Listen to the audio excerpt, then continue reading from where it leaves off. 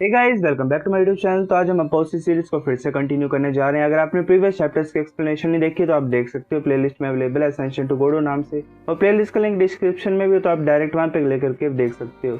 तो जैसे कि हमने प्रीवियस चैप्टर में देखा था, लू ज़ेंग यून की एन्चेंटमेंट को तोड़ देता है और एज अ रिवॉर्ड वो किस मांगता है और यून उसे दे भी देती है किस। तो चैप्टर नंबर 23 की स्टार्टिंग होती है। लू ज़ेंग अपना सामान पैक कर रहा होता है वहां से जाने के लिए। वो सोच रहा होता है कि क्योंकि उनकी सेक्ट के जो डिसिपल्स हैं वो पहले यहाँ से जा चुके हैं और जो सेक्ट के डिसिपल है वो वापस तो आएंगे नहीं सिर्फ मुझे लेने के लिए। ऐसा करता हूँ मैं खुद ही चला जाता हूँ यहाँ से। फिर लू ज़ेंग बैग को लेके बाहर चलने लग पड़ता है। लू ज़ेंग सोच रहा होता है कि उन बड़े टाइम से अपने कमरे से बाहर नहीं आई है, चलो अब क्या कर सकते हैं, ये अब टाइम है यहाँ से जाने का। फिर लू ज़ेंग वहां से जाने लग पड़ता है। लू ज़ेंग एक रास्ते पे आता है और बोलता है कि मैंने ये रास्ता तो पहले कभी नहीं देखा, पर ये माउंटेन्स मुझे बड़े ज्यादा फेमिलियर लग रहे हैं। लू ज़ेंग उन माउंटेन्स की तरफ जा रहा होता है तो वहाँ पे एक पीक पे खड़ा हो जाता है और उसको एक पॉन्ड भी दिखाई देता है। लू ज़ेंग सोचता है कि हाँ अब मुझे याद है, ये तो जेड ड्रैगन वैली है जो कि मेंशन की गई है की कल्टीवेशन मेथड में। लू ज़ेंग की तरफ फ्लाइंग एक्सेस आ रहे होते हैं और वो उनमें से एक आवाज सुनाई देती है लू ज़ेंग को कि तुम कौन हो। लू ज़ेंग अपने फ्लाइंग नाइफ से उन एक्सेस को तोड़ देता है। तो वहाँ पे दो इंसान आ जाते हैं और बोलते हैं ये फॉरबिडन यू फैमिली का एरिया है और हम फॉरबिडन यू फैमिली के बंदे हैं। ये ऐसा प्लेस नहीं जहाँ पे कोई भी आ सकता है, आप जल्दी करो और यहाँ से लीव कर जाओ वरना हम तुम्हें जबरदस्ती यहाँ से भगा देंगे। लू ज़ेंग सोच रहा था फिर से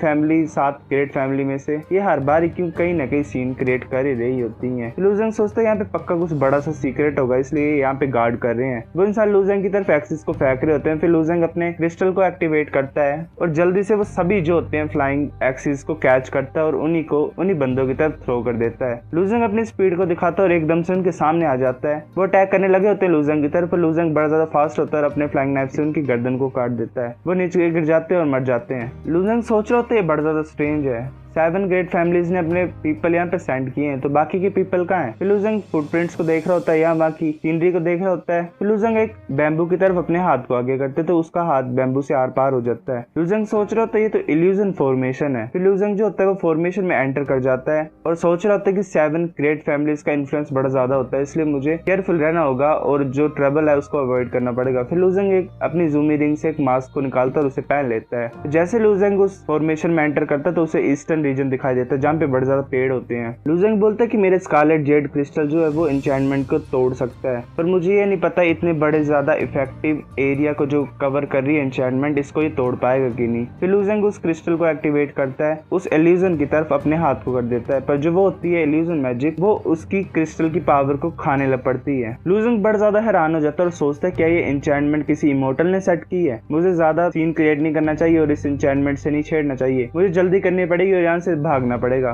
तभी लू ज़ेंग के उस एन्चेंटमेंट से छेड़ने से एक बड़ा सा टाइगर आ जाता है जो कि इतना बड़ा होता है कि उसके सामने बड़े बड़े पेड़ भी छोटे छोटे से लग रहे होते हैं। वो लू ज़ेंग की तरफ दहाड़ता है और उसके दहाड़ने से साउंड वेव्स रिलीज होती हैं। उन साउंड वेव से लू ज़ेंग पीछे उड़ के पेड़ से टकराता है। लू ज़ेंग सोच रहा होता है कि ये क्या हो रहा है। फिर वो टाइगर फॉर्मेशन से बाहर आने की कोशिश कर रहा होता है, तभी उस फॉर्मेशन से जो इलेक्ट्रिसिटी होती है, थंडर होती है, वो उस टाइगर के ऊपर अटैक कर देती है। वो टाइगर वही मर जाता है और उसका जो क्रिस्टल कोर होता है वो नीचे गिर जाता है और वो डीमन क्रिस्टल कोर भी इतना बड़ा होता है कि वो पेड़ों से भी बड़ा होता है। लू ज़ेंग सोच रहा था अगर उसमें डीमन कोर में से एनर्जी को रिलीज कर पाऊंगा तो ये पॉसिबल है कि मैं इस पूरे रीजन को डिस्ट्रॉय कर सकता हूँ, पर ये बुरी बात है कि मैं उसे कलेक्ट नहीं कर सकता उस फॉर्मेशन के अंदर जाके। फिर लू ज़ेंग आगे की तरफ बढ़ने लग पड़ता है। लू ज़ेंग सोच रहा था अगर मैं इसी रास्ते में चलता रहूंगा तो मुझे एक जगह मिल जाएगी जहाँ पे जायंट्स जीतते हैं। लू ज़ेंग आगे बढ़ते बढ़ते एक जगह पे पहुंच जाता है, वहाँ पे बिल्डिंग्स होती हैं। लू ज़ेंग सोचता है कि अच्छा ये वो जो मैसिव एन्चेंटमेंट थी जहाँ पे वो टाइगर मारा गया वो इस बिल्डिंग ने क्रिएट की है, क्या इस बिल्डिंग में कोई इमोर्टल रहता होगा।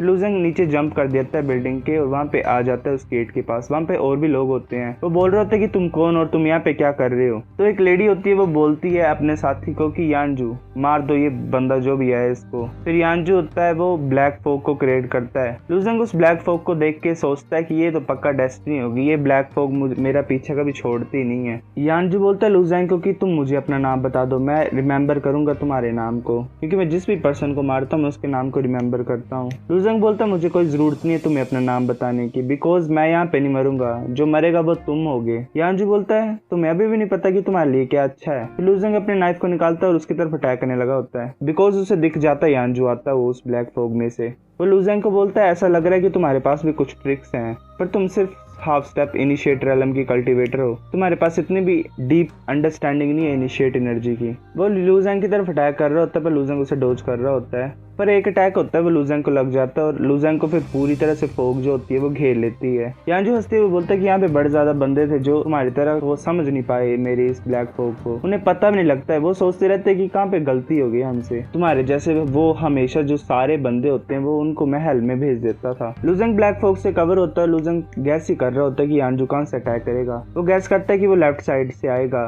पर वो लेफ्ट साइड पे अपने नाइफ से अटैक करता है, पर फिर वो सोचता है कि राइट साइड पे है, फिर वो सोचता है कि नहीं नहीं मेरे पीछे है, पर पीछे से वो यानजू आ जाता है और उसे एकदम से अटैक कर देता है हंसते हुए और बोलता है कि तुम्हें मजा आ रहा है क्या। यानजू बोल रहा होता है कि बदतमीज बच्चे, मैं तुम्हें पक्का मार दूंगा। यहाँ पे लूजेंग सोच रहा होता है कि जो 7 ग्रेट फैमिलीज होती हैं वो पक्का बड़े ज्यादा एरोगेंट होती हैं, इसलिए वो किसी और को नहीं भेजेंगी यहाँ पे मुझे मारने के लिए, मुझे सिर्फ यानजू से डील करना पड़ेगा और मेरे पास एक आइडिया है। फिर लूजेंग आगे की तरफ देख रहा होता है स्मोक में और बोलता है कि मुझे ऐसा लग रहा है कि अब तुम आगे से अटैक करोगे। फिर वो आगे की तरफ अटैक करता है। फिर लूजेंग बोलता है कि मैंने गैस गलत की है, मुझे अब लग रहा है तुम पीछे से अटैक करोगे। फिर लूजेंग पीछे की तरफ देख के फिर से आगे अटैक करता है क्योंकि वो आगे खड़ा होता है। लूजेंग बोल रहा होता है तो अच्छा तुम अपने इनिशिएट एनर्जी से तुम इल्यूजन भी क्रिएट कर सकते हो, इसलिए तुम मुझे पागल कर रहे थे कि तुम आगे और पीछे दोनों एक टाइम पे कैसे हो। फिर वो नीचे बैठा होता है यानजू, लूजेंग उसकी तरफ देख रहा होता है। यानजू बोलता है कि तुम सही हो, पर तुमने कैसे फिगर किया कि कौन सी मेरी रियल इनिशिएट एनर्जी है। लूजेंग उसको मार देता है और बोलता है कि जाओ तुम नेट पे जाके पूछो। बाकी बंदे बोल रहे होते हैं कि यानजू मर गया, ऐसा कैसे हो सकता है। फिर वो लेडी बोलती है कि तुम कौन हो। लूजेंग बोलता है कौन हूँ मैं, ये मैटर नहीं करता है और उससे तुम्हें भी कुछ फर्क नहीं पड़ना चाहिए और यहाँ पे अपना फेम यूज मत करो 7 ग्रेट फैमिलीज का मुझे डराने के लिए और मेरे रास्ते से हट जाओ। तो एक इंसान हंस रहा होता है साइड में कि ये कितना ज्यादा बदतमीज है और क्या बोल रहा है ये।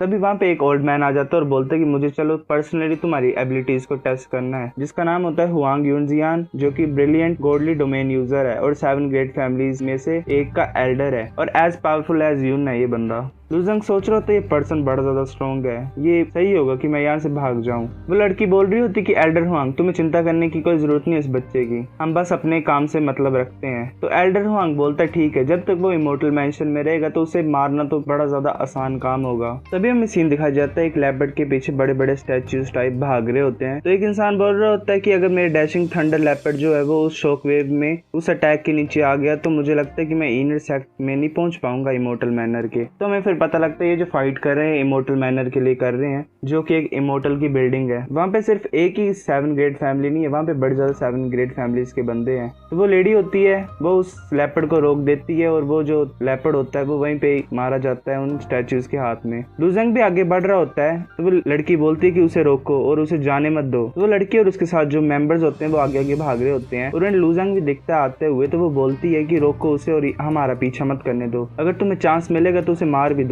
तो फिर एल्डर हुआंग जो होता है वो बोलता है कि उस बच्चे को मार दो और वो अपनी एनर्जी से क्योटीज को फॉर्म कर देता है और लूजेंग की तरफ भेज देता है। लूजेंग बोलता है अच्छा इस ओल्ड मैन की इनिशिएट एनर्जी के जो एवेटार्स हैं वो क्योटीज हैं। लूजेंग अपनी डिमोनिक फिस्ट को यूज करता है और एक क्योटी को अपने डिमोनिक क्योटी में कन्वर्ट कर लेता है। एल्डर हुआंग सोच रहा होता है तो बड़ा ज्यादा अजीब है, मैं एक क्योटी में से अपना कंट्रोल लॉस कर चुका हूँ। तो वो बाकी क्योटीज को ऑर्डर देता है जाओ जल्दी वापस तुम उसकी तरफ। मैं ये बिलीव नहीं कर सकता कि मैं उसे रोक नहीं सकता हूँ। लूजेंग और उसका क्योटी आपस में फाइट कर रहा होता है। तो गाइस चैप्टर नंबर 23 इतना ही था। अगर आपको वीडियो पसंद आए तो लाइक करो, नहीं भी आइए फिर भी लाइक कर दो, शेयर करो अपने दोस्तों के साथ, कमेंट करके बताओ अगर आपको वीडियो पसंद आई है कि नहीं। शेयर करो, सब्सक्राइब करो। तब तक के लिए बाय।